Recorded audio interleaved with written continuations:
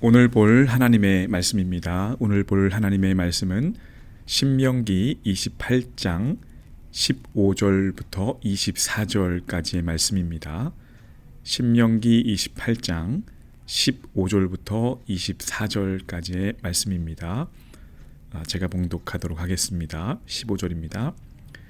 내가 만일 내 하나님 여호와의 말씀을 순종하지 아니하여 내가 오늘 너에게 명령하는 그의 모든 명령과 규례를 지켜 행하지 아니하면 이 모든 저주가 내게 임하며 내게 이를 것이니 내가 성읍에서도 저주를 받으며 들에서도 저주를 받을 것이요 또 내 광주리와 떡반죽 그릇이 저주를 받을 것이요 내 몸의 소생과 내 토지의 소산과 내 소와 양의 새끼가 저주를 받을 것이며 내가 들어와도 저주를 받고 나가도 저주를 받으리라. 내가 악을 행하여 그를 잊음으로 내 손으로 하는 모든 일에 여호와께서 저주와 혼란과 책망을 내리사 망하며 속히 파멸하게 하실 것이며 여호와께서 내 몸에 연병이 들게 하사 내가 들어가 차지할 땅에서 마침내 너를 멸하실 것이며 여호와께서 폐병과 열병과 염증과 학질과 한재와 풍재와 썩은 재앙으로 너를 치시리니 이 재앙들이 너를 따라서 너를 진멸하게 할 것이라. 내 머리 위에 하늘은 노시 되고 내 아래의 땅은 철이 될 것이며 여호와께서 비 대신에 티끌과 모래를 내 땅에 내리시리니 그것들이 하늘에서 내 위에 내려 마침내 너를 멸하리라. 아멘. 하나님의 말씀입니다. 오늘은 하나님은 저주가 아니라 사랑이라, 하나님은 저주가 아니라 사랑이라 라는 제목을 가지고 하나님의 말씀을 함께 나누도록 하겠습니다. 오늘의 본문의 말씀은 시작부터 끝까지 이스라엘 백성에 대한 저주의 말씀입니다. 무섭습니다. 내용 자체가 아주 어마어마한 내용의 저주가 담겨 있습니다. 오늘 24절을 보면 여호와께서 비 대신에 티끌과 모래를 내 땅에 내리시리니 그것들이 하늘에서 내 위에 내려 마침내 너를 멸하리라. 하늘에서 티끌과 모래가 땅에 비같이 내리게 했다고 하는 내용입니다. 지난 며칠 산불로 며칠 동안 제가 하늘에 날려도 문제가 되는데 비 대신에 먼지와 모래가 내린다면 어떻겠습니까? 황폐하게 되죠. 무시무시한 재앙이 되겠죠. 참 하나님은 무섭고 두려운 분이시다. 이 두려움이 이스라엘 백성들로 하여금 여호와를 하나님으로 경외하는 것이 아닌가라는 생각이 들기까지 합니다. 하지만 사실 오늘 본문만 놓고 보면 그렇지만 어제와 연결해서 볼 수 있는 그런 본문입니다. 어제 본문의 내용은 반대되는 내용이 나오고 있습니다. 하늘에서 모래가 내리는 저주가 있었다면 어제는 여호와께서 너를 위하여 하늘의 아름다운 보고를 여시사 내 땅에 때를 따라 비를 내리게 하시고 라고 하죠. 하늘의 창고를 열고 비를 때에 따라서 내리신다고 하는 축복이 거기에 있었습니다. 그렇다면 하나님께서 백성들을 다스리실 때에 적절한 축복과 저주를 통해서 통치하고 계신 것이 아닌가. 당근과 채찍이라고 하는 시스템으로 이스라엘을 운영하고 계신 것이 아닌가라는 생각이 들게까지 합니다. 하지만 우리가 오늘 정확하게 이해해야 하는 사실이 하나 있습니다. 하나님께서 저주와 두려움을 통해서 하나님의 백성, 자녀들을 통치한다는 사실이 없다는 것입니다. 그런 사실이 전혀 없다고 하는 것입니다. 우리가 하나님을 경외하고 때로는 두렵게 느껴질 때도 있지만 그것과 별개로 하나님의 통치 방식은 단 한 번도 두려움의 방법이 아니었다는 사실입니다. 두려움과 사랑을 동시에 사용하는 방법은 인간이 만들어낸 통치 방식이죠. 노예나 또 인간 스스로를 효율적으로 도덕적으로 다루기 위한 지배 방식이지 하나님의 방식과는 거리가 멀다고 한다는 사실입니다. 오늘 15절을 보시면 분명히 전제하고 있는 한 가지가 있습니다. 내가 만일이라고 시작하죠. 내가 만일, 조건적 미래로 표현을 하고 있습니다. 조건적 미래. 첫 번째로 조건이 충족되어야 이루어질 수 있는 일이다 라고 하는 것이죠. 그리고 두 번째는 내가 만일 어떻게 하면 어떻게 될 것이다 라고 미래에 벌어질 일입니다. 뭐뭐 한다면 뭐뭐 할 것이다 라는 현재에 일어나지 않은 미래에 대한 일입니다.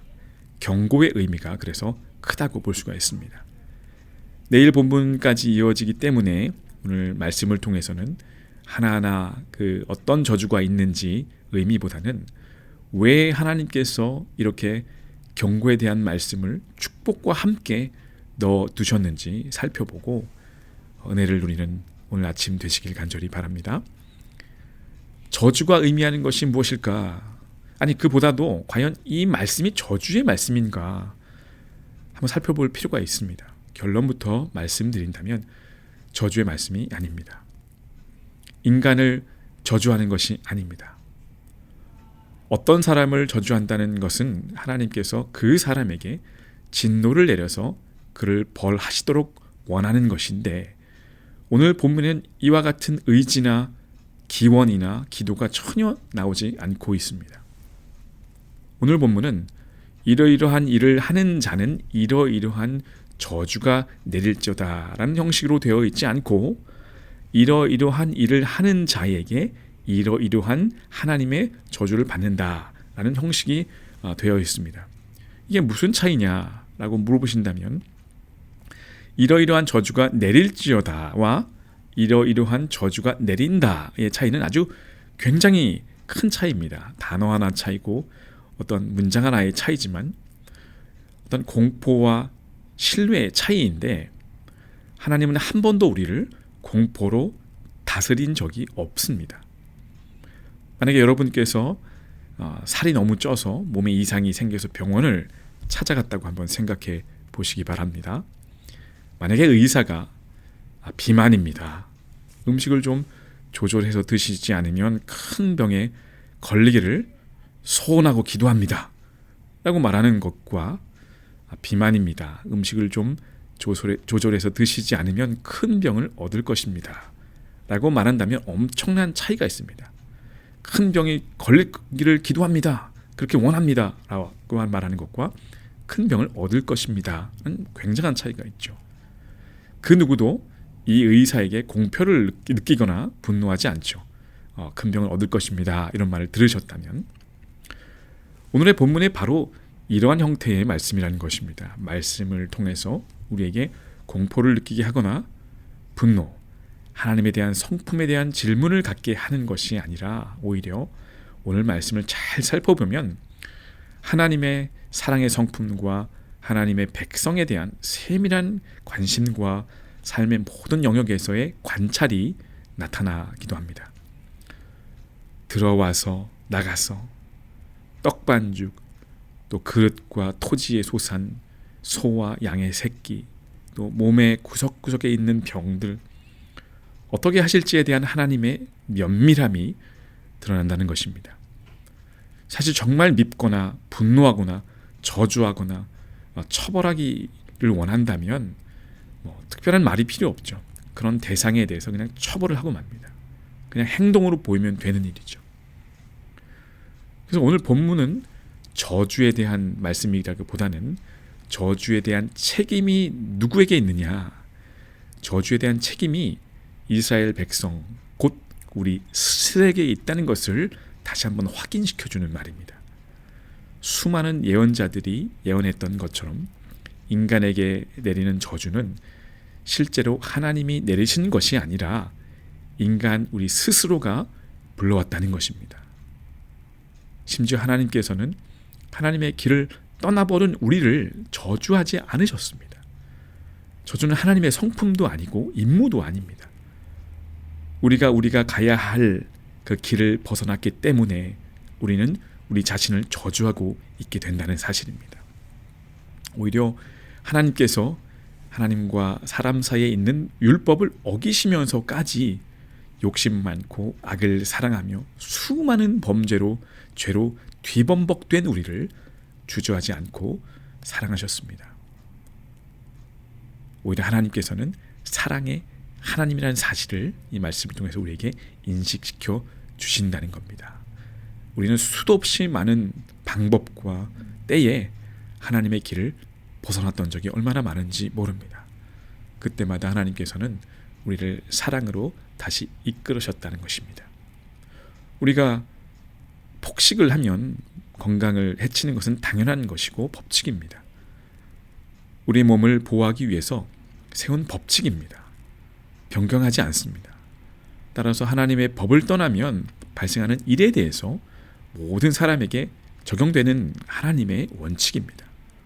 오히려 이러한 원칙이 지켜지도록 하나님께서는 작용하는 것이고 하나님의 성실하심과 변치 않은 사랑이 우리에게 얼마나 큰 위로와 복이 되는지 모릅니다. 하나님의 오늘의 본문을 통해서 오히려 더 분명하게 드러냈다는 것입니다. 믿을 만한 많은 대상이 우리 주변에 있습니다. 하지만 시간이 흘러보면 거의 대부분이 변해 있습니다. 영원할 것 같은 약속도 변해 있습니다.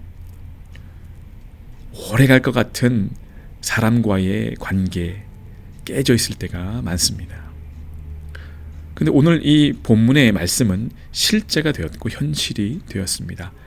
예언자들의 예언처럼 모세를 통해 이스라엘에게 경고한 말씀인 오늘의 말씀이 순종치 않았던 이스라엘로 인해서 멸망한 역사를 우리는 알고 있습니다. 포로로 잡혀가서 고통당했고 예루살렘이 AD 70년에 로마의 티투스 장군에게 비참하게 멸망했습니다. 그것이 역사적 현실입니다.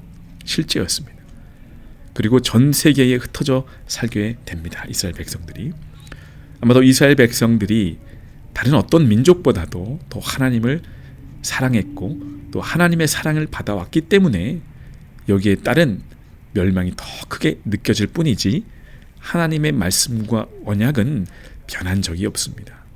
변함없이 우리에게 은혜로 다가오신다는 사실입니다. 그렇다면 오늘 이 저주에 대한 설명과 그 결과 그리고 그것을 반드시 성취해내는 하나님의 성품을 알았다면 오늘 이 말씀을 그것을 뒤집어서 생각해 볼 필요가 있습니다. 오늘의 모든 저주와 그 뒷면에는 하나님의 사랑과 그 백성을 사랑한 복을 더하시는 계획과 의지가 있다고 하는 사실입니다. 오늘 15절에 보면 내가 만일 내 하나님 여호와의 말씀을 순종하지 아니하면 하나님께서 우리에게 요구하시는 것은 바로 순종입니다. 말씀에 대한 순종입니다. 이 순종이 전혀 다른 길을 가게 하고 전혀 다른 결과로 우리를 이끌어가게 합니다. 오늘 말씀을 근거로 순종하시기 바랍니다. 순종은 하나님께서 준비해 놓은 계획과 복과 형통의 길을 걷게 하는 방법이고 불순종은 오늘 나온 그 저주 그것을 우리 스스로가 자초하게 되는 길이게 됩니다. 기억하시고 하나님의 성품, 성실하심 그 성품에 깃대어 사시는 저와 여러분 되시기 바라고 순종의 길로 걷는 하루 되시기를 간절히 바랍니다. 축원합니다. 기도하시겠습니다. 기도할 때에 오늘 말씀 기억하시면서 하나님의 성품을 묵상하시고 또 우리가 순종의 삶을 살게 하여 주옵소서 순종하게 하여 주옵소서 기도하시고요. 오늘 미국 대통령 선거가 있는 날입니다. 오늘 하루 종일 하나님의 주권 가운데 있는 미국이 되게 도와주시고 선거 결과에 따라서 어떻게 될지 모르지만 이 미국이 온전히 하나님의 손에 붙들림 바 되어 쓰임받는 민족으로 국가로 사용하여 주옵소서. 두 가지 함께 기도하시고 개인 기도로 나가시면서 오늘 새벽 예배 마치도록 하겠습니다. 함께 기도하시겠습니다.